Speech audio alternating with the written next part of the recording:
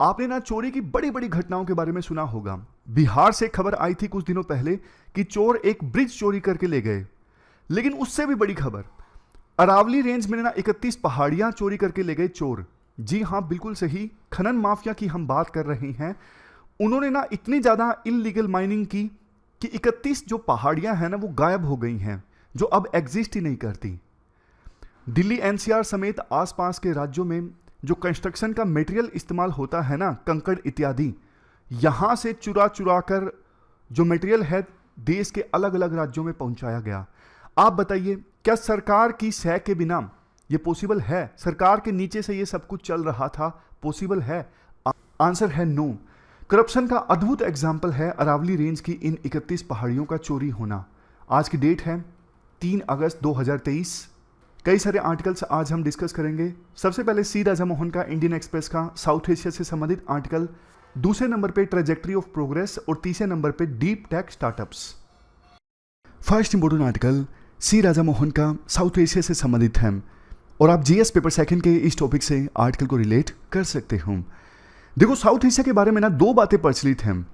पहली तो चीज, पूरे वर्ल्ड में साउथ एशिया का जो रीजन है ना सबसे कम इंटीग्रेटेड है। क्या मतलब है इस चीज का? सबसे कम इंटीग्रेटेड साउथ एशिया है। इसका मतलब देखो ये है, यहां पे देशों के बीच में, साउथ एशिया में मतलब इंडिया और आस पड़ोस के जो देश हैं, इनकी आपस में कनेक्टिविटी बहुत कम है। आप कंपेयर कीजिए एक तरफ यूरोप को और दूसरी तरफ साउथ एशिया को। यूरोप में एक देश से दूसरे देश में लोग आसानी से ट्रेन के माध्यम से आ जा सकते हैं, बहुत कम ऑब्स्टेकल्स हैं, इंफ्रास्ट्रक्चर काफी अच्छा है। क्या इंडिया से भूटान में या फिर पाकिस्तान में लोग आसानी से आ जा सकते हैं? आंसर है नो। दूसरा, ट्रेड इन देशों के बीच में आपस में बहुत कम होता है साउथ एशिया में। जहां यूरोप में जो कंट्रीज है ना उनका आपस में trade, for example European union के मेंबर कंट्रीज के बीच में आपस में ट्रेड 60% होता है। आसियान के मेंबर कंट्रीज में ट्रेड आपस में अगर 27% होता है, तो साउथ एशिया में आपस में मेंबर कंट्रीज के बीच ट्रेड कितना होता है? सिर्फ और सिर्फ 5%। समझ गए? तो पॉइंट ये है, साउथ एशिया वर्ल्ड का सबसे कम इंटीग्रेटेड रीजन है। और दूसरी चीज, एक बात यह भी प्रचलित है साउथ एशिया के बारे में कि अगर देखो साउथ एशिया और ज्यादा इंटीग्रेटेड होगा ना, और ज्यादा एकजुट होगा, तो वो सार्क के माध्यम से होगा। सार्क जो रीजनल ऑर्गेनाइजेशन है ना, उसके माध्यम से होगा। सी राजा मोहन जवाब देते हैं दोनों पॉइंट्स का। वो बोलते हैं, देखो पहले वाला पॉइंट तो सही है, साउथ एशिया वर्ल्ड में सबसे कम इंटीग्रेटेड रीजन है। लेकिन दूसरा जो पॉइंट है ना वो गलत है कि साउथ एशिया को इंटीग्रेट करना है तो सार्क की जरूरत पड़ेगी। ये पॉइंट अब गलत साबित हो गया है। सार्क के बिना ही साउथ एशिया अब धीरे धीरे इंटीग्रेट हो रहा है। अब चलिए कहानी हम स्टार्ट करते हैं। देखो, कहानी स्टार्ट होती है 1940s से। आपको पता है 1940s में साउथ एशिया के ये जो देश हैं, ऑलमोस्ट सभी देशों को आज़ादी मिली 1940s में। तो उस समय ना साउथ एशिया के मेंबर कंट्रीज के बीच ना एक डर था। डर क्या था? डर ये था कि अरे यार, मुश्किल से तो आज़ादी मिली है, हमें नहीं भैया किसी दूसरे देश से ट्रेड वगैरह करना, हमें तो बस जो हमें चाहिए सब कुछ इंडिया में ही जनरेट हो जाए। पाकिस्तान वाले सोचते थे जो कुछ पाकिस्तान को चाहिए बस इंपोर्ट ना करना पड़े, हम खुद के ऊपर डिपेंड करें, किसी और देश के ऊपर डिपेंड ना करें। ये वाली सोच थी साउथ एशियन कंट्रीज की। सभी देश ये सोचते थे कि किसी और देश से ट्रेड ना करना पड़े, इंपोर्ट ना करना पड़े, हमारा देश सेल्फ सफिशिएंट होना चाहिए, क्योंकि इनको डर था मुश्किल से तो आज़ादी मिली है, दूसरे देश के ऊपर अगर हम निर्भर करेंगे तो फिर से हम गुलाम बन जाएंगे। लेकिन देखो, साउथ एशियन कंट्रीज की जो ये सोच थी ना धीरे धीरे चेंज हुई जब ग्लोबलाइजेशन आया वर्ल्ड में। यह समय था 80s का, 90s का। तो विभिन्न देशों ने ना अपनी इकोनॉमी ओपन करनी स्टार्ट करी। इंडिया ने भी आपको पता है अपनी इकोनॉमी ओपन करी, एलपीजी रिफॉर्म्स आए। इकोनॉमी ओपन करना मतलब जैसे पहले इंडिया डर डर के ट्रेड करता था दूसरे देशों के साथ, दूसरे देश अगर इंडिया में इन्वेस्ट करना चाहते तो इंडिया ज़्यादा ओपन नहीं था। बट एलपीजी रिफॉर्म के बाद इंडिया ने अपनी अप्रोच चेंज कर ली। हाँ, हम ट्रेड के लिए तैयार हैं, आप इन्वेस्ट करिए, हम तैयार हैं आपकी इन्वेस्टमेंट लेने के लिए। बट राइटर कहते हैं, देखो साउथ एशिया के विभिन्न देशों में ना सेम रिफॉर्म्स नहीं आए, किसी देश में ज़्यादा आए, किसी देश में कम आए। जाहिर तौर पे इंडिया में रिफॉर्म्स ज़्यादा अच्छे से आए एलपीजी के, और उसका फ़ायदा भी इंडिया को हुआ, लेकिन सभी देशों को इक्वल फ़ायदा नहीं हुआ, फॉर एग्जांपल पाकिस्तान को। तो जब ग्लोबलाइजेशन की लहर आई ना 80s में 90s में, तो साउथ एशियन कंट्रीज के बीच में भी ना ट्रेड होने लगा, व्यापार आपस में होने लगा, लेकिन इतना ज़्यादा नहीं। क्यों? क्योंकि पॉलिटिकल डिस्प्यूट्स थे विभिन्न देशों के बीच में, जैसे इंडिया पाकिस्तान के बीच में बॉर्डर डिस्प्यूट, इंडिया नेपाल के बीच में कुछ पॉइंट्स को लेकर डिस्प्यूट, इंडिया श्रीलंका के बीच में कुछ पॉइंट्स को लेकर डिस्प्यूट, जैसे कच्चातीवू या फिर तमिल माइनॉरिटी का इश्यूज है श्रीलंका में। तो ये जो पॉलिटिकल डिस्प्यूट्स थे ना साउथ एशियन कंट्रीज के बीच में, उसकी वजह से ग्लोबलाइजेशन का भी ज़्यादा फायदा साउथ एशिया को नहीं हो उसका, यानी ज़्यादा इंटीग्रेट ये रीजन नहीं हो उसका। इसके बाद 21वीं सेंचुरी आती है। 21वीं सेंचुरी में भी इंट्रा रीजनल ट्रेड यानी आपस में ट्रेड देखो इंक्रीज तो हुआ, लेकिन पोटेंशियल से बहुत ही कम। सार्क जो ऑर्गेनाइजेशन है ना, बिल्कुल ठंडे बस्ते में है। 2014 के बाद से ही कोई समिट ही नहीं हुआ, क्योंकि पाकिस्तान इंडिया में टेररिज्म प्रमोट करता है और पाकिस्तान बस एक ही रट लगाए है, कश्मीर के इशू पर इंडिया बात करने को तैयार नहीं है। इंडिया टेररिज्म के इशू पर बात करने को तैयार है।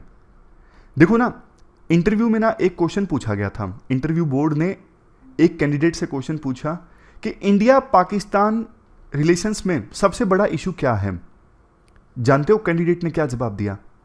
कैंडिडेट ने जवाब दिया कश्मीर। क्या आप भी इस बात से सहमत हो? इंडिया और पाकिस्तान के बीच सबसे बड़ा इशू कश्मीर है? आंसर है नो नो नो नो। देखो, इंडिया और पाकिस्तान के बीच में सबसे बड़ा इशू है टेररिज्म। भारतीय सरकार का स्टैंड ये है, Kashmir is not an issue. Kashmir का इशू सेटल्ड है, कश्मीर भारत का एक अभिन्न अंग है, इस मुद्दे पर हम कोई बात नहीं करेंगे। लेकिन आप जो टेररिज्म स्प्रेड कर रहे हो ना इंडिया में, उस पर हम बात करेंगे, ये सबसे बड़ा इशू है। तो आपको समझ होनी चाहिए भारत के स्टैंड के अनुसार क्या लिखना है आंसर में, क्या बोलना है इंटरव्यू में। उस कैंडिडेट के कम ही मार्क्स आए थे, एवरेज आए थे, हालांकि बहुत कम भी नहीं आए थे, लेकिन ऐसे आंसर्स खराब इंप्रेशन डाल देते हैं बोर्ड पर। तो खैर मुद्दे पे आते हैं। देखो, जो पहला पॉइंट था ना कि सार्क तो ठंडे बस्ते में है, पाकिस्तान सार्क में कोई एग्रीमेंट होने नहीं देता, तो क्या साउथ एशिया नहीं इंटीग्रेट हो पाएगा, नहीं डेवलप हो पाएगा? इसका आंसर है नो, क्योंकि पाकिस्तान के बिना अब साउथ एशिया काफी तेजी से ग्रो कर रहा है और इसके पीछे काफी सारे फैक्टर्स रिस्पॉन्सिबल है। फैक्टर नंबर 1, अभी देखो श्रीलंका में, पाकिस्तान में, नेपाल में, सब जगह पर इकोनॉमिक सिचुएशन काफी खराब है। खास करके पाकिस्तान और श्रीलंका, इनको तो आईएमएफ से लोन चाहिए। ये लगातार आईएमएफ से बातचीत कर रहे हैं कि दे दो भैया, थोड़ा तो दे दो लोन।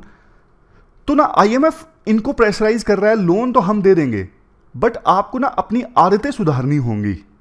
आपको अपने पड़ोसी देशों के साथ ट्रेड करना होगा, आपको अपनी इकोनॉमी को ओपन करना होगा, आपको अपनी इकोनॉमी में रिफॉर्म्स लाने होंगे। यह सारा प्रेशर आईएमएफ लगा रहा है श्रीलंका और पाकिस्तान, नेपाल, इन देशों के ऊपर। इसका फायदा यह हो रहा है, श्रीलंका और नेपाल जैसे जो देश है ना, वो पहले से अब ज्यादा ओपन है इंडिया के साथ ट्रेड करने के लिए, म्यूचुअल बेनिफिट्स के लिए। हाल ही में हमने देखा श्रीलंका के राष्ट्रपति विक्रमसिंघे भारत की यात्रा पर आए, ट्रेड पे फोकस किया गया। नेपाल के प्रधानमंत्री भी भारत की यात्रा पर आए। मतलब ये जो देश है ना, अब इंडिया के साथ ट्रेड करने पर, इंडिया के साथ इन्वेस्टमेंट के इशू पर पहले से ज़्यादा ओपन है, क्योंकि इनको पता है म्यूचुअल बेनिफिट होगा। और बड़े बड़े जो इंटरनेशनल फाइनेंशियल इंस्टीट्यूशन है ना, वो भी सेम बात बोल रहे हैं। तो ये पहला फैक्टर है। वैसे आपके मन में क्वेश्चन आया होगा, क्या पाकिस्तान भी इंडिया के साथ ट्रेड करने पर ज़्यादा ओपन है? इसका आंसर है नो। पाकिस्तान तो देखो गल्फ की तरफ ज़्यादा इंक्लाइंड है, उसको मदद चाहिए, वो मदद ले रहा है यूएई, सऊदी अरेबिया, कतर, इन देशों से। मतलब इवन पाकिस्तान अपने नेशनल एसेट्स, जैसे हमारे देश में पीएसयू वगैरह नहीं है, बीएसएनएल वगैरह, पाकिस्तान अपने पीएसयूज वगैरह को बेच रहा है इन गल्फ कंट्रीज को। इंडिया में तो ये बहुत बड़ा इशू बन जाता, लेकिन पाकिस्तान में ये इतना बड़ा इशू नहीं बन रहा है। अभी इंडिया और पाकिस्तान के बीच में नियर फ्यूचर में ट्रेड इंक्रीज होने की कोई बहुत ज़्यादा संभावना नहीं है। ट्रेड होगा भी तो वाया थर्ड कंट्री होगा, जैसे सामान पहले इंडिया से दुबई में जाएगा, फिर दुबई से पाकिस्तान में आएगा, इस प्रकार से ट्रेड होता रहेगा। अब दूसरे फैक्टर की बात करते हैं, क्यों साउथ एशिया सार्क के बिना भी इंटीग्रेट हो रहा है। दूसरा फैक्टर है, इंडिया की इकोनॉमी का साइज बहुत बड़ा हो गया है, इंडिया की इकोनॉमी काफ़ी तेज़ी से ग्रो कर रही है। इस वजह से भी जो पड़ोसी देश हैं वो इंडिया के साथ ट्रेड को इंक्रीज करना चाहते हैं। आज के समय में आप देखिए, बांग्लादेश इंडिया का फोर्थ लार्जेस्ट डेस्टिनेशन है एक्सपोर्ट के मामले में। 2022 में $16 बिलियन इंडिया ने एक्सपोर्ट किया बांग्लादेश को। इंडिया का एक्सपोर्ट श्रीलंका में 2022 में रहा $6 बिलियन। तीसरा पॉइंट, नेपाल में इंडिया का एक्सपोर्ट 2022 में रहा $8.5 बिलियन। और देखो पाकिस्तान की बात करें, ट्रेड कम है लेकिन पोटेंशियल इंडिया पाकिस्तान ट्रेड का $37 बिलियन का है, बहुत ही ज़्यादा। चूंकि इंडिया का पाकिस्तान को छोड़ के बाकी पड़ोसी देशों के साथ ट्रेड इंक्रीज हो रहा है, इंडिया ज़्यादा एक्सपोर्ट कर रहा है, इस वजह से ना कनेक्टिविटी भी इंप्रूव हो रही है पहले से काफ़ी ज़्यादा तेज़ी से। ट्रांस बॉर्डर प्रोजेक्ट्स जैसे देखो rail connectivity, road connectivity, energy grid connectivity, financial digital connectivity, हर तरह की जो कनेक्टिविटी है, जैसे यूपीआई इस्तेमाल होगा श्रीलंका में, हर प्रकार की कनेक्टिविटी इंडिया की अपने पड़ोसी देशों के साथ इंप्रूव हो रही है। अब बात करते हैं लास्ट में तीसरे पॉइंट की, क्यों साउथ एशिया पाकिस्तान के बिना भी इंटीग्रेट हो रहा है। इसका तीसरा फैक्टर है, तीसरा रीजन है ग्रेट पावर स्ट्रगल। अभी देखो यूएसए और चाइना के बीच में स्ट्रगल चल रहा है पूरे वर्ल्ड के देशों को अपने इन्फ्लुएंस में लेने के लिए, अपने ग्रुप में लेने के लिए। चाइना ने तो इसके लिए बेल्ट एंड रोड इनिशिएटिव भी लॉन्च किया था। बट देखो यूएसए और यूएसए के अलायंस कंट्रीज ये चाहते हैं कि किसी भी प्रकार से साउथ एशिया के जो देश हैं वो चाइना के इन्फ्लुएंस में नहीं जाने चाहिए। तो यूएसए और यूएसए के अलाय कंट्रीज ना साउथ एशिया के देशों को, फॉर एग्जांपल नेपाल को, श्रीलंका को इवन मदद देने को तैयार हैं कि हम आपके यहाँ पे डेवलपमेंट लाएंगे, हम आपको एड देंगे, बट आप चाइना के belt and road initiative project से ज़्यादा मत जुड़िए, मतलब इसका ज़्यादा फायदा आप मत उठाइए। जैसे देखो एग्जाम्पल के तौर पर यूएसए ने नेपाल को $500 मिलियन की मदद दी, मिलेनियम चैलेंज ग्रांट। किस लिए दी? कि भैया आप इंडिया के साथ एनर्जी और रोड कनेक्टिविटी अपनी इंप्रूव कर लो, मतलब आपस में आप इलेक्ट्रिसिटी बेच को खरीद को, इसके लिए ग्रिड इस्टेब्लिश करना है तो ग्रिड इस्टेब्लिश कर लो, रोड इस्टेब्लिश करना है तो रोड इस्टेब्लिश कर लो। क्यों? सिर्फ इसलिए क्योंकि नेपाल चाइना की तरफ मत जाए, नेपाल इंडिया की साइड जाए, और इंडिया आज के समय में ज़्यादा इंक्लाइंड यूएसए की तरफ है। इसके अलावा आप और भी देखिए, जापान साउथ एशिया में सब रीजनल कनेक्टिविटी इंप्रूव कर रहा है। जैसे देखो इंडिया और बांग्लादेश के बीच में, इसकी वजह से ईस्टर्न सब कॉन्टिनेंट का, जैसे इंडियन सब कॉन्टिनेंट में जो ईस्टर्न पार्ट है ना, जिसमें इंडिया आता है, बांग्लादेश आता है, म्यांमार तो खैर साउथ ईस्ट एशिया में आ जाएगा, मतलब इस साइड में, इंडिया के ईस्ट की साइड में कनेक्टिविटी इंप्रूव हो जाए, इसलिए जापान भी इन्वेस्ट कर रहा है। सिर्फ इसलिए, क्यों? क्योंकि बांग्लादेश जो है वो चाइना की साइड ना जाए। हाल ही में ना फ्रांस के राष्ट्रपति मैक्रोन ने पता कौन से देश की यात्रा की? श्रीलंका की। आप सोचो कि श्रीलंका और फ्रांस का आपस में क्या लेना देना? बस इसीलिए कि श्रीलंका रोल प्ले कर सकता है फ्रांस के इंडो पैसिफिक स्ट्रेटजी में। श्रीलंका की लोकेशन काफ़ी ज़्यादा इंपॉर्टेंट है इंडियन ओशन में, और इंडियन ओशन में फ्रांस के रीयूनियन आइलैंड्स भी हैं। पहले फ्रांस ने काफ़ी कॉलोनीज बनाई थी ब्रिटेन की तरह, रीयूनियन आइलैंड्स इंडियन ओशन में आज भी फ्रांस के पास हैं। तो इस वजह से मैक्रोन जो है वो श्रीलंका की यात्रा पर गए। कहने का मतलब ये है, पॉइंट आप समझने की कोशिश कीजिए, आज के समय में ना एक्सटर्नल पुश आ रहा है कि साउथ एशिया के जो देश हैं आपस में और ज़्यादा इंटीग्रेट करें, आपस में ट्रेड करें और चाइना की साइड ना जाएं। ये पुश आ रहा है वेस्टर्न कंट्रीज की तरफ से। इस वजह से भी पाकिस्तान को छोड़ दें तो बाकी देशों के बीच में कनेक्टिविटी जो है वो इंप्रूव हो रही है और साउथ एशिया इंटीग्रेट हो रहा है। और देखो इससे इंडिया को भी फायदा हुआ है, क्योंकि इससे पहले ना चाइना अपना इन्फ्लुएंस इंक्रीज करता जा रहा था साउथ एशिया में, और इंडिया के पास ना करने के लिए ज़्यादा कुछ था नहीं, क्योंकि इंडिया की इकोनॉमी ज़्यादा तेज़ी से ग्रो नहीं कर रही थी। इंडिया के पास इतने पैसे नहीं थे कि वो चाइना के इन्वेस्टमेंट का मुकाबला कर सके। बट अब इंडिया ना वेस्टर्न कंट्रीज़ के साथ मिलके, वो देश जिनके साथ इंडिया की सोच मिलती है, दोनों का दुश्मन कॉमन चाइना है, उन देशों के साथ मिलके अब इंडिया साउथ एशिया रीजन में चाइना का मुकाबला कर रहा है। चाइना के बेल्ट एंड रोड इनिशिएटिव के अल्टरनेटिव के रूप में इंडिया अपने प्रोजेक्ट्स प्रपोज करता है पड़ोसी देशों को, साउथ एशियन कंट्रीज को। तो ये पूरा आर्टिकल हमने डिस्कस किया, चलते हैं आगे। इसके बाद next article, trajectory of progress must change, मतलब प्रोग्रेस का जो रास्ता है वो चेंज होना चाहिए। आप जीएस पेपर सेकंड के इस टॉपिक से आर्टिकल को रिलेट कर सकते हो। देखो, आर्टिकल की शुरुआत में ऐसी ऐसी बातें बोली जाती हैं कि G20 की प्रेसिडेंसी इंडिया के पास है। पहले G7 वर्ल्ड से रिलेटेड फैसले लिया करता था, लेकिन फाइनेंशियल क्राइसिस आए तो मजबूर होना पड़ा डेवलप कंट्रीज को कि इस ऑर्गेनाइजेशन को एक्सपेंड किया जाए। तो एक अल्टरनेटिव इमर्ज होकर आया G20, जिसमें इमर्जिंग इकोनॉमीज को शामिल किया गया, जैसे इंडिया, चाइना। ये सब मुद्दे पे आते हैं, मतलब पॉइंट पे आते हैं। राइटर कहते हैं ग्लोबल गवर्नेंस ना अभी खराब शेप में है। इसका मतलब देखो, सिर्फ ये नहीं कि यूक्रेन रशिया के बीच में वार चल रहा है, मतलब ना सिर्फ मिलिट्री वेपन्स की सहायता से लड़े जाने वाला वार, बल्कि ट्रेड वार भी यूएस और चाइना के बीच में। किस प्रकार से यूएस ने चाइना की बहुत सारी कंपनीज के ऊपर रिस्ट्रिक्शंस लगाई हुई हैं।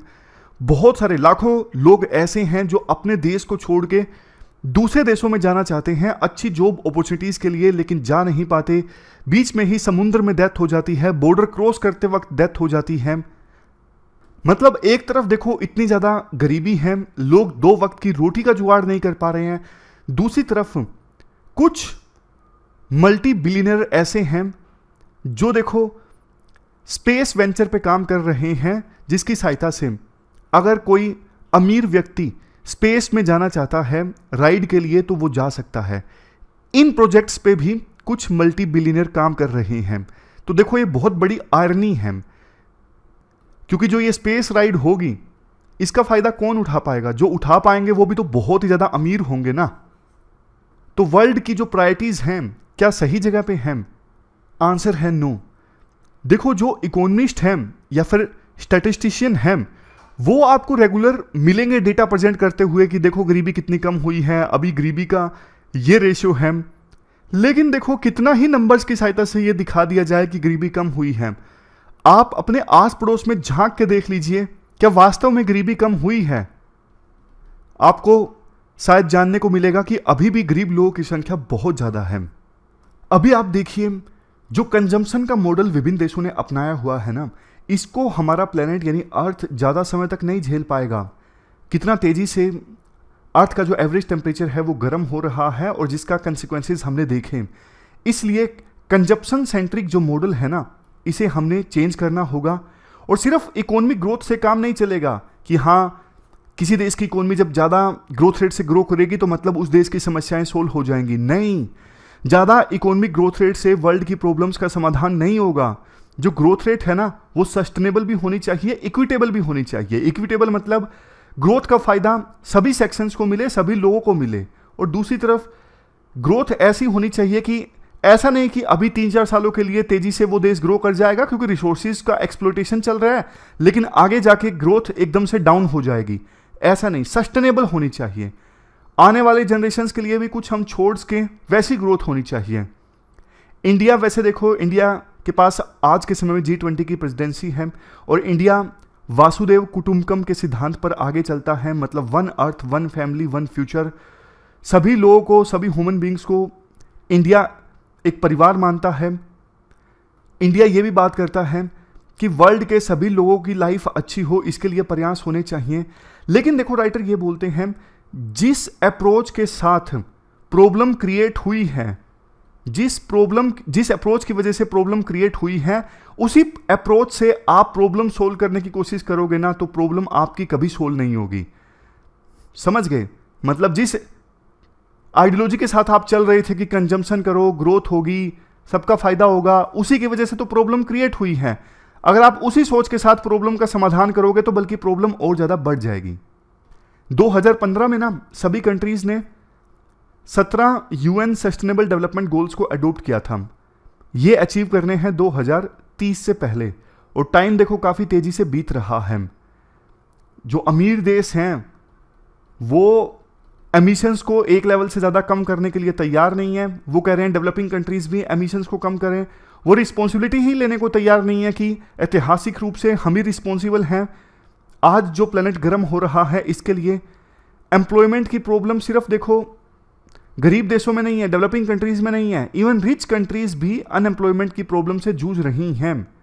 हालांकि डेवलपिंग कंट्रीज में ये प्रॉब्लम ज़्यादा है। और देखो ये जो SDG गोल्स है ना, सस्टेनेबल डेवलपमेंट गोल्स, 17 गोल्स हैं, 169 टारगेट हैं। राइटर ये कहते हैं देखो ये जो गोल्स है ना, अब अलग अलग देशों का स्टेटस जो है ना इन 17 गोल्स के बारे में अलग अलग हैं। सभी देशों की प्रॉब्लम्स अलग अलग हैं, सभी देशों की प्रॉब्लम सेम नहीं है। कहीं पर पानी की दिक्कत है तो कहीं पे गरीबी की दिक्कत है, कहीं पे नदियों की दिक्कत है, कहीं पे डिजीज की दिक्कत है। हर जगह पे हर देश में प्रॉब्लम अलग अलग है। तो सेम अप्रोच के साथ आप प्रॉब्लम सोल्व नहीं कर सकते। जहां पे देखो जो आइलैंड कंट्रीज हैं वो डूब रही हैं, उनकी पहली प्रायोरिटी ये है समुद्र में पानी का लेवल नहीं इंक्रीज होना चाहिए। जो लैंड लॉक कंट्रीज हैं उनकी प्रॉब्लम अलग है। मतलब पॉइंट ये है कोई एक ग्लोबल सॉल्यूशन इन्वायरमेंट के लिए, कोई एक ग्लोबल सॉल्यूशन सोसाइटी के लिए, पूरे वर्ल्ड के लिए कोई एक इकोनॉमिक सॉल्यूशन अप्लाई नहीं किया जा सकता। जो लोग ग्राउंड पे है ना उन्हीं को पता है कि हमारी प्रॉब्लम का सॉल्यूशन क्या है। बट ना वर्ल्ड में अप्रोच कैसे चलती है, टॉप डाउन अप्रोच चलती है। टॉप डाउन मतलब जैसे हमारे देश में मान लीजिए आप, जैसे सेंट्रल गवर्नमेंट में मान लीजिए पावर जो है वो सेंट्रलाइज है। कुछ ही लोग जो हैं जो सरकार की हायरार्की में ऊपर आते हैं ना, वो फैसला लेते हैं पूरे भारत के लिए। जबकि भारत जैसे एग्जाम्पल के तौर पे कितना डाइवर्स है। झारखंड के ट्राइबल्स की अलग सिचुएशन है, नॉर्थ ईस्ट में जो लोग रहते हैं उनकी सिचुएशन अलग है, राजस्थान में जो डेजर्ट के एरिया में रहते हैं उनकी सिचुएशन अलग है। तो लोकल्स को डिसीजन मेकिंग में शामिल करना जरूरी है कि आपकी जो प्रॉब्लम है उसका समाधान क्या है। ऑलमोस्ट सभी देश जो हैं वो किस पे फोकस करते हैं, पर कैपिटा इनकम पे, इवन लाइफ एक्सपेक्टेंसी पे कि एवरेज जो पर्सन है कितने साल जीता है किसी देश में। लेकिन देखो राइटर कहते हैं ये इंडिकेटर्स ना सिर्फ 20% प्रोग्रेस को इंडिकेट करते हैं, बाकी 80% प्रोग्रेस आपको जाननी है ना कि वास्तव में प्रोग्रेस हुई है या फिर नहीं हुई है। तो आपको लोकल सिचुएशन देखनी होगी, आपको स्पेसिफिक कंटेक्स्ट में जाना होगा कि किस रीजन की हम बात कर रहे हैं। एक इंस्टीट्यूट है मैकिन्से ग्लोबल इंस्टीट्यूट, इन्होंने ना पूरे वर्ल्ड को 40,000 माइक्रो रीजन्स में डिवाइड किया कि यहां पर देखो ये सारे अलग अलग टाइप के रीजन हैं, एक रीजन बाकियों से अलग है। लास्ट में राइटर के द्वारा बोला जाता है डेमोक्रेसी की जो फेमस डेफिनेशन है, government for the people by the people of the people. लेकिन देखो हमारे देश में और बाकी बहुत सारे देशों में ना टॉप डाउन अप्रोच को ही फॉलो किया जाता है। लोकल गवर्नेंस ना के बराबर है। पूर्ण स्वराज की हम बात करते थे आज़ादी से पहले भी, लेकिन पूरा स्वराज ना अभी तक इंडिया में कभी आया ही नहीं। लोकल बॉडीज जो हैं वो एम्पावर्ड नहीं है, उनके पास पैसे नहीं है, पावर्स नहीं है, फंक्शंस नहीं है। 3F की हम बात करते हैं ना, फाइनेंस, फंक्शंस और फंक्शनरी, ये चीज़ें हैं नहीं हमारे देश में लोकल बॉडीज़ के पास। तो जब तक आप लोकल बॉडीज़ को एम्पावर नहीं करोगे पूर्ण स्वराज नहीं आएगा। अभी जैसे G20 का समिट होगा प्रगति मैदान में, जिसका हाल ही में इनाग्रेशन किया गया प्रधानमंत्री मोदी के द्वारा। राइटर कहते हैं देखो कोई भी रेजोल्यूशन अडॉप्ट कर लिया जाए इस समिट में जो सितंबर में होगा, लेकिन देखो फर्क नहीं पड़ेगा। पावर में जो आज बैठे लोग हैं हो सकता है कल चेंज हो जाएं, नए लोग आ जाएं, फिर भी फर्क नहीं पड़ता, क्योंकि गवर्नेंस का जो तरीका है ना वही रहता है। टॉप डाउन, टॉप में बैठ के डिसीजन लिए जाते हैं, एक्सपर्ट ड्रिवन डिसीजन लिए जाते हैं, सेंट्रलाइज सिस्टम होता है। लोकल लोगों को शामिल नहीं किया जाता प्रॉब्लम सॉल्विंग में, लोकल लोगों की राय नहीं ली जाती, उनको डिसीजन मेकिंग में नहीं शामिल किया जाता। जब तक देखो ये सब चीज़ें एड्रेस नहीं होंगी ना, तब तक फिर जो प्रोग्रेस की जो ट्रेजेक्ट्री है वो सेम टू सेम रहेगी। ये पूरा आर्टिकल हमने डिस्कस किया, चलते हैं आगे।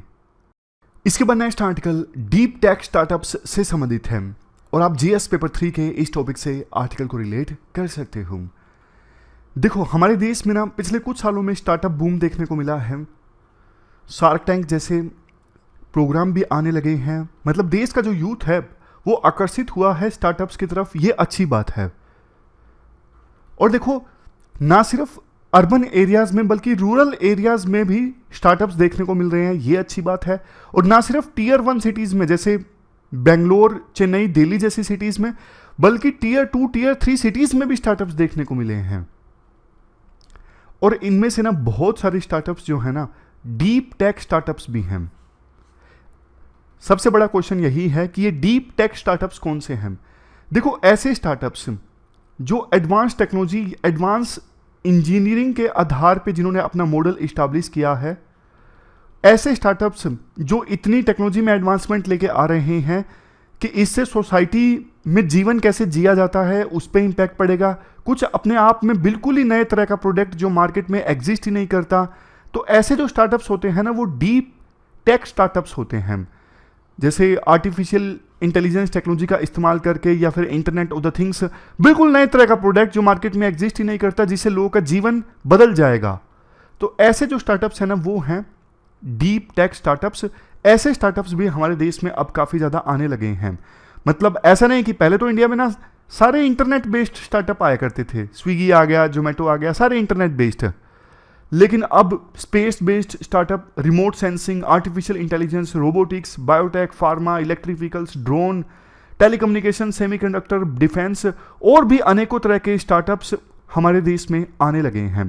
देखो, बात करें डीप टेक स्टार्टअप की, डीप टेक स्टार्टअप में दिक्कत पता क्या आती है? बहुत समय लग जाता है प्रोडक्ट आने में, और दूसरा देखो पैसा बहुत ज़्यादा लगता है रिसर्च में। मतलब आप एक ऐसा प्रोडक्ट बना रहे हो जिससे लोगों का जीवन चेंज हो जाएगा, जो एडवांस टेक्नोलॉजी के आधार पे है। ऐसा प्रोडक्ट लाने में लंबा समय लग जाता है, ज़्यादा कैपिटल की आवश्यकता है, पेशेंस चाहिए। बट आमतौर पे ना बहुत कम लोग तैयार होते हैं इन्वेस्टमेंट के लिए ऐसे स्टार्टअप्स में, क्योंकि उनको पता है फंडिंग डूब सकती है। ऐसा प्रोडक्ट हो सकता है बने ना बने, तो हमारी जो इन्वेस्टमेंट है वो डूब जाएगी। बट राइटर कहते हैं अच्छी चीज़ ये है, हमारे देश में ना डीप टेक स्टार्टअप्स का अब इकोसिस्टम बन रहा है धीरे धीरे। जैसे IIT मद्रास रिसर्च पार्क है, मतलब जो सरकार की या फिर PSUs की लैब्स है ना, वो भी मदद कर रही हैं डीप टेक स्टार्टअप्स में। IIT मद्रास में रिसर्च पार्क है, यहाँ पे ना 200 डीप टेक कंपनीज को तैयार किया गया है, मतलब उनकी हेल्प की गई है इन स्टार्टअप्स की IIT मद्रास की रिसर्च पार्क लैब ने। और जिन 200 टेक कंपनीज की, डीप टेक कंपनीज की मदद की है ना IIT मद्रास की लैब ने, उनकी कंबाइंड वैल्यूएशन 50,000 करोड़ है। एग्जाम्पल है, समझ गए? एक और एग्जाम्पल देखिए, डिपार्टमेंट ऑफ बायोटेक्नोलॉजी का एक सेंटर है सी कैंप, ये भी 7 डीप बायोटेक स्टार्टअप्स की मदद कर रहा है, और इन 7 बायोटेक स्टार्टअप्स की जो कंबाइंड वैल्यूएशन है वो 550 करोड़ है। बस 2 एग्जाम्पल समझ लिया आपने, बहुत है। मतलब क्या है, डीप टेक स्टार्टअप्स है ना, उनकी मदद सरकारी लैब्स के द्वारा भी की जा रही है। इवन देखो, जो बड़े बड़े इंडस्ट्री लीडर्स हैं ना, वो भी रिस्क लेने को तैयार हैं डीप टेक स्टार्टअप के थ्रू, इसमें इन्वेस्ट करके। वो खुद से रिस्क नहीं लेते। जैसे एग्जाम्पल के तौर पे अंबानी, अदानी खुद से रिसर्च पे पैसा नहीं लगाएंगे नई टेक्नोलॉजीज पर। उनको ये लगता है कि हम लगाएंगे ना, फाइनेंशियल मार्केट हमारी काफ़ी छानबीन करेगा, फिर लोग कयास भी लगाएंगे कि अंबानी फेल हो गया इस मामले में। इसलिए ये क्या करते हैं, ये इनको एक रास्ता मिला है कि जो ये डीप टेक स्टार्टअप अभी इमर्ज हो रहे हैं ना, इनमें हम पैसा लगाएं। जैसे देखो, माइक्रोसॉफ्ट ने ना ChatGPT में पैसे लगाए थे, OpenAI में, और बाद में OpenAI सक्सेसफुल हो गया, ChatGPT आ गया, तो माइक्रोसॉफ्ट ने जितना पैसा लगाया था ना, सब पूरा हो गया। और इतना फायदा अब माइक्रोसॉफ्ट को आने वाले समय में होने वाला है, आप देखोगे। उसी प्रकार से ये अंबानी, अदानी टाइप के लोग हैं ना, ये क्या करना चाहते हैं, डीप टेक स्टार्टअप जो हमारे देश में इमर्ज हो रहे हैं, इनमें पैसा लगाना चाहते हैं, ताकि बाद में ये सक्सेसफुल होंगे तो फिर इनका फायदा अंबानी, अदानी को भी होगा। डायरेक्टली वो रिसर्च में पैसा लगाएंगे तो उनकी बहुत छानबीन होती है, पूरी मार्केट को पता लग जाता है, फिर उनके शेयर डाउन हो जाते हैं। इसलिए वो एक खुद से ये रिस्क नहीं लेना चाहते, वो रिस्क लेना चाहते हैं डीप टेक स्टार्टअप के थ्रू। उसी प्रकार से सरकार है, सरकार मान लीजिए सीधा 2000 करोड़ में नहीं लगाएगी रिसर्च में। सरकार को डर लगेगा कि हमारा जो वोटर है, जो अपोजिशन है, वो आरोप लगाएगा कि आपने इतने पैसे लगा दिए रिसर्च में, कुछ भी सामने नहीं आया। इससे अच्छा ये है कि इन डीप टेक स्टार्टअप्स की ना मदद की जाए लैब्स के थ्रू, जो सरकार कर रही है। समझ गए? तो मतलब रिस्क की भाषा जो है ना, अब समझने लगा है हमारे देश में पॉलिटिशियंस भी, मतलब सरकार में बैठे लोग भी, इंडस्ट्री के लीडर्स भी। इसलिए जब कोई डीप टेक स्टार्टअप फंडिंग के लिए जाता है तो नेगोशिएशन में भी ये बातें कंसीडर की जाती हैं कि रिस्क काफ़ी ज़्यादा है, ये सब चीज़ें कंसीडर की जाती हैं। अब 2 चीज़ें लास्ट में राइटर सजेस्ट करते हैं। एक तो देखो, हमारे देश में ना स्टार्टअप इंडिया 2.0 की आवश्यकता है। डीप टेक स्टार्टअप को ना अभी भी कैपिटल की आवश्यकता काफ़ी ज़्यादा होती है। इसलिए एग्जिस्टिंग जो सिडबी फंड ऑफ फंड्स है ना, जो हमारे देश में स्टार्टअप सिस्टम को बूस्ट करने के लिए है, स्टार्टअप्स को फंड देने के लिए है। ये जो फंड है ना, इसका सरकार ज़्यादा अच्छे से इस्तेमाल करे हमारे देश में डीप टेक स्टार्टअप्स को सपोर्ट करने के लिए। और सरकार इंडस्ट्री लीडर्स को भी एंकरेज करे कि आप और ज़्यादा अपना जो फंड्स है रिसर्च के लिए वो डाइवर्ट कीजिए डीप टेक स्टार्टअप की तरफ, ताकि हमारे देश में ज़्यादा अच्छे से टेक्नोलॉजी आए। नेक्स्ट चीज़ एक और हमें जो करने की आवश्यकता है, देखो हमारे देश में जो ये deep tech startups technology develop कर रहे हैं ना, सरकार की कोशिश होनी चाहिए कि विभिन्न मिनिस्ट्रीज, हमारा डिफेंस, स्मार्ट सिटीज़, हेल्थ, वो इन टेक्नोलॉजीज़ को यूज़ भी करें, प्रोक्योर करें और यूज़ भी करें। इससे इन टेक्नोलॉजीज़ का यूज़ बढ़ेगा, वर्ल्ड इन टेक्नोलॉजीज़ को देखेगा, बल्कि जो हमारे स्टार्टअप ओनर्स हैं उनको भी मोटिवेशन आएगा। तो ये सरकार को करना चाहिए कि विभिन्न मिनिस्ट्रीज़ में डीप टेक स्टार्टअप्स के द्वारा डेवलप किए गए प्रोडक्ट्स, टेक्नोलॉजीज़, उनका इस्तेमाल हो। तो ये पूरा आर्टिकल हमने डिस्कस किया डीप टेक स्टार्टअप्स से संबंधित। चलते हैं आगे। इसके बाद आज का क्वेश्चन भी देख लीजिए। रशिया यूक्रेन के बीच में वार चल रहा है। अलग अलग देशों ने अपनी सहूलियत के हिसाब से, नेशनल इंटरेस्ट के हिसाब से स्टैंड ले लिया है, लेकिन इस युद्ध का सोसाइटी पर काफ़ी गहरा असर हुआ है। ह्यूमन ट्रेजेडीज भी हुई हैं। क्या एथिकल इश्यूज कंसिडर किए जाने चाहिए युद्ध स्टार्ट करने से पहले? इस वार जो ये चल रहा है इसमें क्या एथिकल इश्यूज इन्वॉल्व हैं? सबसे पहले देखो, प्रिंसिपल ऑफ नॉन इंटरवेंशन, मतलब एक देश को दूसरे देश के अंदर इंटरवेंशन नहीं करना चाहिए, ये उसकी सोवरेनिटी का उल्लंघन होता है। हालांकि जिस देश ने इंटरवेंशन किया है, फॉर एग्जांपल इस देश में रशिया ने, वो ये भी कह सकता है कि ह्यूमन राइट्स का वायलेशन हो रहा था उन लोगों का जो रशियन बोल रहे थे यूक्रेन में, इस वजह से हमें मजबूरी में इंटरवेंशन करना पड़ा। नेक्स्ट एथिकल इशू है प्रिंसिपल ऑफ प्रोपोर्शनैलिटी, मतलब देखो जितनी फोर्स की आवश्यकता थी ऑब्जेक्टिव अचीव करने के लिए उतनी फोर्स का इस्तेमाल होना चाहिए। ऐसा नहीं कि आपने, मतलब आपका पर्पस छोटा सा था लेकिन आपने इतना बड़ा युद्ध छेड़ दिया किसी दूसरे देश के ऊपर, तो यहाँ पे प्रिंसिपल ऑफ प्रोपोर्शनैलिटी जो है वो भी वायलेट होता है। नेक्स्ट, प्रिंसिपल ऑफ डिस्क्रिमिनेशन, आप मिलिट्री पर्सनल के बीच में और सिविलियंस के बीच में डिस्क्रिमिनेट ही नहीं कर रहे हो, इवन सिविलियन जो ठिकाने हैं उन पे भी बम बरसा रहे हो, तो ये भी एथिक्स के अगेंस्ट है। ये भी कंसिडर किया जाना चाहिए वार स्टार्ट करने से पहले कि हम जो अटैक करेंगे सिर्फ मिलिट्री जो लोकेशंस हैं, साइट्स हैं, उनको अटैक करेंगे, सिविलियन साइट्स को नहीं करेंगे। नेक्स्ट, जो ह्यूमन राइट्स का वायलेशन होगा युद्ध स्टार्ट होने पे, ह्यूमन राइट्स का कितना वायलेशन होगा, ह्यूमैनिटेरियन सिचुएशन खराब हो जाएगी, ये इशू भी समझना चाहिए युद्ध स्टार्ट करने से पहले। और सबसे लास्ट में इकोनॉमिक और इन्वायरमेंट कंसिक्वेंसेस क्या होंगे वार के, जैसे देखो यूक्रेन रशिया वार में न्यूक्लियर रेडिएशन के फैलने का कितना खतरा पैदा हो गया था, जिससे ना सिर्फ ह्यूमन बींग्स को बल्कि पूरे इन्वायरमेंट को नुकसान होता। तो ऐसे इश्यूज भी कंसिडर करने चाहिए युद्ध स्टार्ट करने से पहले। तो ये सारी पॉइंट्स आप लिख सकते हो। अब लास्ट में आप देख लीजिए, कल जो हमने आर्टिकल्स डिस्कस किए थे, यानी 2 अगस्त के एडिटोरियल की समरी, हमने इसरो रॉकेट डेब्रीज वाला आर्टिकल डिस्कस किया कि ऑस्ट्रेलिया के एक कोस्ट पर टुकड़ा मिला था रॉकेट का, बाद में छानबीन की गई तो वो इंडिया का मिला। तो क्या इंडिया को इसके लिए हर्जाना देना पड़ेगा? क्या कोई कन्वेंशन है? जी हाँ, इसके लिए कन्वेंशन है जिसका नाम है convention on international liability for damage caused by space objects और liability convention 1972। Outer space treaty में जो इश्यूज कवर नहीं होते उनको कवर करने के लिए कुछ कन्वेंशंस है, उसी में से एक है ये लाइबिलिटी कन्वेंशन। क्या पहले किसी ने हर्जाना दिया है? यूएसएसआर का एक सैटेलाइट गिर गया था जो न्यूक्लियर जो मटेरियल है वो कैरी आउट किए हुए था, कनाडा में गिर गया था, तो उन्होंने $3 मिलियन दिए थे यूएसएसआर ने उस समय कनाडा को, समझ गए? तो इसरो ने भी मान लिया है कि ये पीएसएलवी का टुकड़ा है, लेकिन अभी हर्जाना मांगा नहीं है ऑस्ट्रेलिया ने, और शायद मांगेगा भी नहीं क्योंकि बहुत ज़्यादा नुकसान उनको हुआ नहीं है। इसके बाद आईएम बिल से संबंधित आर्टिकल था। 2017 के एक्ट में काफ़ी सारी पावर्स दी गई थी आईएम के बोर्ड ऑफ गवर्नर्स को, लेकिन अब नया बिल आया है, उनसे पावर छीनी जा रही हैं क्योंकि पिछले 6 सालों में ना डायरेक्टर्स के पास में बहुत पावर्स आ गई लेकिन उनकी कुछ भी अकाउंटेबिलिटी नहीं रही। तो अब नए बिल में विजिटर को अपॉइंट किया गया है। विजिटर की एक पोस्ट होगी जिसका कंट्रोल होगा डायरेक्टर अपॉइंट करने में, इसके अलावा बोर्ड ऑफ गवर्नर का चेयरमैन अपॉइंट करने में भी विजिटर का रोल होगा, बोर्ड को डिसॉल्व किया जा सकता है। ऐसे देखो बहुत सारे पॉइंट्स हमने डिस्कस किए थे कि अब कंट्रोल सरकार के हाथ में होगा। इस टेबल की सहायता से आप सारे पॉइंट्स को आसानी से रिवाइज कर सकते हो। देखो कुछ लोगों का ये भी डाउट है कि कहाँ पे ये समरी मिलती है। ओनली आईएएस का जो चैनल है ना, टेलीग्राम चैनल, उसको आप ज्वाइन कर लीजिए। ये समरी आपको हिंदी इंग्लिश दोनों में मिलेगी। आप यहाँ से जल्दी से रिवाइज कर सकते हो। तो स्लाइड्स के माध्यम से आपको रिवाइज करने की जरूरत नहीं पड़ेगी, क्योंकि इसमें कम पेज होते हैं। इसका आप प्रिंट भी निकाल सकते हो। जैसे कल के करंट अफेयर बिल्कुल 4 पेज में थे, इस प्रकार से। फिर हमने आर्टिकल डिस्कस किया था सब कैटेगराइजेशन ऑफ ओबीसी से संबंधित।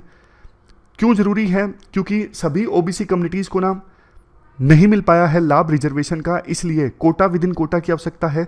27% ओबीसी का जो रिजर्वेशन है उसको भी अलग अलग ओबीसी कम्युनिटीज़ में डिवाइड कर दिया जाए। इसके लिए रोहिणी कमेटी गठित की गई थी 2017 में। 6 साल हो गए, अब जाके इस कमेटी ने अपना रिपोर्ट सौंपी है प्रेसिडेंट को।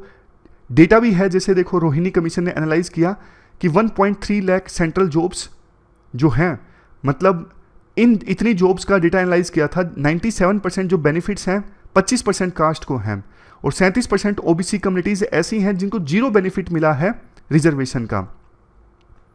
तो इसलिए कोटा विद इन कोटा की आवश्यकता है। अब तो देखो सुप्रीम कोर्ट भी इस आइडिया पे ओपन है। सुप्रीम कोर्ट पहले ना 2005 की ईवी चेन्नैया केस में ना इस आइडिया के लिए ओपन नहीं था, बट अब सुप्रीम कोर्ट ओपन है। 2020 के केस में, state of Punjab versus Devendra Singh case में, सुप्रीम कोर्ट ने कहा है कि SC ST में भी अगर सब कैटेगराइजेशन करना है ना रिजर्वेशन के लिए, तो हम ओपन है। मतलब 2005 में जब सुप्रीम कोर्ट ने कहा था कि हम ओपन नहीं है, उस जजमेंट को फिर से रिवाइज करने की आवश्यकता है। तो एक 5 से ज़्यादा जजेस की बेंच के पास ये फाइनली मामला भेजा जाए, क्या कास्ट के अंदर रिजर्वेशन के बेनिफिट्स के लिए SC ST और OBC के अंदर सब कैटेगराइजेशन होना चाहिए या फिर नहीं होना चाहिए। तो इस प्रकार से ये थी हमारी आज की discussion. Thank you very much for discussion.